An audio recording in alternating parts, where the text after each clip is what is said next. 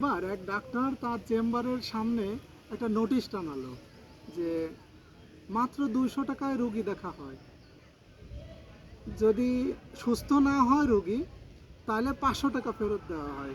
তো একটা লোক এই সাইনবোর্ডটা দেখে অবাক হইল যে কিরে, রোগ না সারলে 500 টাকা দিবে, 200 টাকার বিনিময়ে যাই আমি যে ওর থেকে 500 টাকা ইনকাম করে আসি। এবার সে আসছে, আসার পরে ডাক্তারকে বলছে, ডাক্তার আমি তো কোনো স্বাদ টাদ পাচ্ছি না, কোনো খাবারের স্বাদ পাচ্ছি না।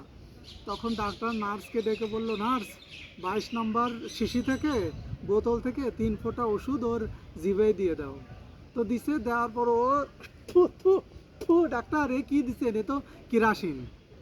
তখন ডাক্তার বলছে, এই তো আপনি সুস্থ হয়ে গেছেন, দেন দেন এখনই 200 টাকা দেন। ওর মেজাজ খারাপ হয়ে গেছে, 200 টাকা লস হয়ে গেল, 500 টাকা ইনকাম করতে চেয়েছিল। পরের দিন আবার গেছে, আবার যাওয়ার পরে মানে পরের দিন ভাবছে যে এবার আরও কঠিন করে বলবো। পরের দিন যে বলছে যে ডাক্তার আমার তো ওই স্মৃতিশক্তি হারাই গেছে, আমি কোনো কিছু মনে রাখতে পারতেছি না। তখন নার্সকে ডাক্তার বলছে, নার্স 23 নম্বর শিশি 22 নম্বর শিশি থেকে 3 ফোঁটা ওষুধ ওর গালে দাও। তারপর ওর গালে দিছে, দেওয়ার পরে ওই ও বলতেছে যে ডাক্তার এ কী দিলেন কী দিলেন, এটা তো আপনি জিভের স্বাদ ফেরানোর ওষুধ।